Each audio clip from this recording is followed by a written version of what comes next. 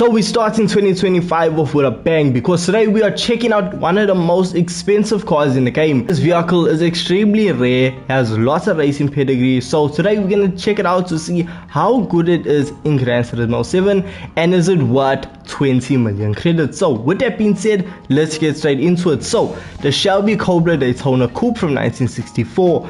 Now this vehicle comes equipped with a 4.8 liter V8 engine, a front engine rear wheel drive. It produces 384 brake horsepower, comes in at a weight of 1043 kgs. The vehicle is extremely lightweight and produces decent power for the time, but the price tag of 20 million credits is extremely hefty. So let's see how good it is around the circuit. So firstly, obviously we want to purchase it, and this is gonna hurt the pocket.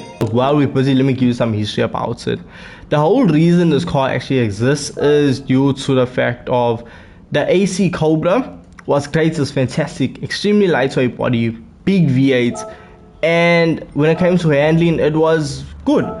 It had one downfall, however, and that was the aerodynamics of the AC Cobra. Now the aerodynamics were not the best on this original Cobra, especially when they took it around circuits like Le Mans, for example, because the vehicle almost lagged going around coming down the main straightaway. So to fix that, Carol Shelby went on over to a friend / employee, Pete Brock, who then came up with a new design for the Cobra, creating the Daytona Coupe. And with the new design, with the longer front end, the coupe back, it just improved the aerodynamics so much that now the vehicle was able to do almost 20 miles per hour more than it was originally capable of doing. So with the vehicle now overcoming its biggest issue, it just now became such an absolute racer. So let's now take it around Kyoto Driving Park and see how it just feels. So first things first, I spun out already, which is just crazy considering the fact we just started. Coming out Kyoto Driving Park, we are doing just under 220 kilometers per hour from a dead stop. The vehicle, even though it weighs just over 1000 kgs, it somewhat feels heavy, but at the same time the rear end is completely just stepping out right now. When it comes to pushing around corners, I don't really feel confident right now, because I feel like the more aggressive I push it, I'm just going to end up facing backwards, which is not something that we want. Hard on the brakes. Okay, braking, it feels like it's from 1964. I do have to brake a lot earlier, but I don't know, the steering really just feels so heavy. I mean, Gran Turismo 7 is a driving simulator, so it gotta feel like that. So just focus up. Yeah, this braking is painful, and once you get in the power, it just lights up the rear wheels. So the standard compound of tires when you purchase this vehicle is Comfort Soft. So I think even if we just throw on some racing softs, it's gonna completely change the way the vehicle handles its power, because right now all it's doing is just lighting up these rear wheels. So overall first experience with the Shelby Daytona Coupe, it can be a bit of a handful. The thing is, it doesn't feel like we went anywhere quickly, because honestly we're not. If we look at the lap time right now, we're currently at a almost 1 minute 50 second lap, and considering the fact that it's gonna say over 2 minutes. No, can't be. Okay, what I'm gonna do, I'm gonna keep quiet, I'm gonna focus, and I'm gonna try and do it again to just improve and see if we can't set a faster lap, because a lap time just under 2 minutes is not that good. 1 minute 56, not too bad. I don't really think I can improve that much on it, so I think we'll just round it off right here. But hey, for 20 million, and there's a spin out. Yeah, so you do need to be careful when driving this vehicle, otherwise you will find yourself going backwards. So 156.4 is not too shabby around the circuit considering a vehicle's age, tire compound and things like that. Okay, so we need to start improving the vehicle. So to improve the vehicle, what we're gonna do now is head on over to tuning shop, see what upgrades we have for it. 24 million for a new body. It's more expensive for a new body compared to buying the vehicle. It's 4 million more to buy a new body for this vehicle. Okay, well, we gotta remember why another reason this vehicle is extremely expensive. There's only 6 of these cars in existence. 6, and that's including prototypes, everything. So it's quite hard to come by. So supercharger, high-end torque, 555 brake horsepower, slap that on right there. Intercooler. Okay, so we should be sub 600, hopefully over 600. I know we definitely gonna be sub 700. There we go, 613 brake horsepower. Once we throw in the stroke up, we are under 700 performance points, and this is with us being on racing soft tires. So this is gonna be, I don't know, generally I can't tell you how it's gonna be right now of what it's currently looking like. I guarantee you now there's gonna be no wide body kit. I don't even know how I'm coming here. There were no wide body kit, no engine swap, typical other things, car wash, oil change. Ooh.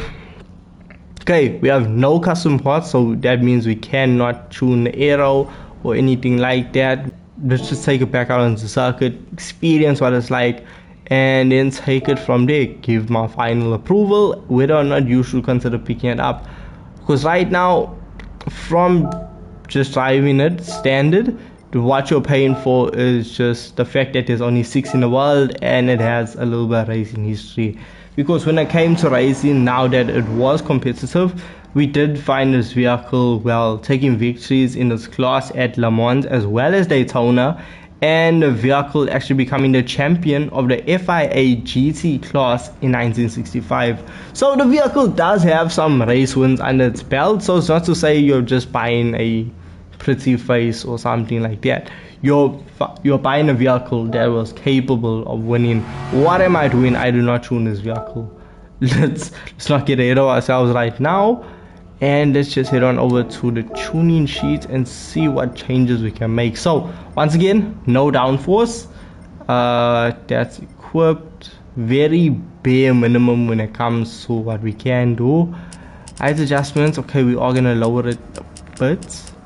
And yes, I am tuning before I take it out, just throwing in a very basic generic tune to see why is the damping ratio like towards the lowest possible rating. We'll throw it up halfway, hopefully that does something. We'll leave it at 45. Natural frequency, that's also in the trenches right now. Pump that up, 325 for both front and rear. Camber angle, we'll leave that. This we can actually leave because I doubt it's gonna really smoke up the rear wheels. Just over 600 horsepower, racing soft tires. It's okay. Let's see, braking. This is a completely new vehicle. How is okay? We still go sideways. Okay, put the power down. Come on, let's chug. I want to do at least 240, almost 250, and we are doing exactly that. This is actually quite a lot faster than I expected it to be. The thing is, I wish we had a little bit of downforce. Understand we are gonna just ruin it, but I wish we could just tweak the aero to just help us out in cornering.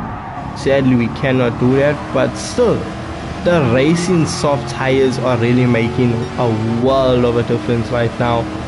Harder on braking, because even with the racing soft, it's making braking better. We did not upgrade the braking system on the car, so the fact that the car is braking so much better, that was really the biggest struggle I had for it right now. High ball, lifting the front end up. Harder on brake, come on. Okay, just move it around there. Okay, the rear end does still slide out, but it's not as bad as it was with the Comfort Softs one. But that's what you get when you change. You almost put this thing in a cross. That was too close for comfort there. Yeah, the racing softs are working overtime right now, and I'm so glad. It made such a big difference, and I'm also good. Okay, I'll be honest with you, this vehicle is fun to drive. It's good. I am seeing no issue. A 1 minute 40 is quite respectable, considering the fact that we are almost over 20 seconds faster in standard. That is a massive difference, and the thing is, I can go faster. I can push it harder because now I know, okay, what I'm working with. Take that, lift off there, lift off, and back on the power. Let's go. See, it's sliding out a little bit, like it's a small adjustment. It's nothing to say now the whole rear end trying to overtake me. Try carry as much speed through here, hard on the power again. It's like as soon as you get fully back on the power, then the rear end just like, yay, watch out, watch out, watch out, pay attention. And as long as you can be careful with that, are you good to go? And cross the line with a 1 minute 36.3. So 1 minute 36.3, quite respectable. Honestly, that's very close to being competitive. I always say any vehicle that can do a lap around here, so driving park faster than a 1 minute 35 or just a 1 minute 35 second lap, is a competitive vehicle. So with this just missing out on that time, I'm sure if I carry on pushing, we can hit that 1 minute 35 second mark, but I'm not gonna really try too hard right now. It's fine. So honestly, I'm so happy with this. It took me by surprise because I did not expect it to be this good. So it's a pleasant surprise. But let's see, can we make our money back? Because 20 million credits is no joke. It takes so long to make money in this game, and well, we gotta try something. We gotta work it out. So on the racing soft tires, we're gonna jump right onto a WTC 700, one of the best money grinding events in Gran Turismo 7, and see what it does. So we're coming up against Group 4 vehicles, so they aren't the most overpowered thing out there, so the Daytona should be good. Now I'm not going to complete the events, we are just going to check out room up level 6. We see an initial lap time of 4 minutes and what's that, almost 10 seconds, 4 minutes and 9 seconds. That's not good, considering the fact of we only got 1.7 laps of fuel remaining. Yeah, it's not good. I'll be honest with you, it's not, because the thing is, if your car is heavy on fuel, you gotta be so much faster than the opponents that it will make sense that you can still go into the pits, come out of the pits, overtake them, go back into the pits, and really just keep doing that cycle. But right now, this is not gonna work. We aren't going fast enough. If the vehicle was sitting at lap time around the 3 minute 56 second mark, or just even a 4 minute mark, 3:59, somewhere there, then we could talk, okay, you know what, maybe we can consider it. But at the same time, I'm not using any fuel saving tactics. I'm using automatic. I'm not braking early or anything like that. I'm really just burning fuel. So we could see a bit more fuel consumption out of it, but honestly, I'm not really seeing this being a way to really make your money back. So 20 million credits for the Shelby Daytona Coupe. I don't think that's worth it. I said it. The thing is, there are cars with a lot more racing history, and you can just spend the money and get more use out of it. You can use it for money grinding, you can use it for other events, whereas this, I don't see it having an overpowered elements over other vehicles that really has a cutting edge or an advantage against other cars. It's good, don't get me wrong, it's a good vehicle, but it's just not amazing. It's not knocking my socks off, and because of that, if you have 20 million credits and you really want to purchase this vehicle, by all means, you go for it. Don't let me stop you. This vehicle, for me,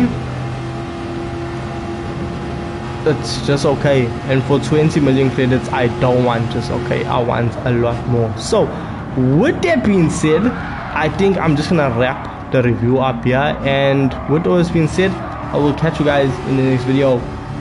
Peace.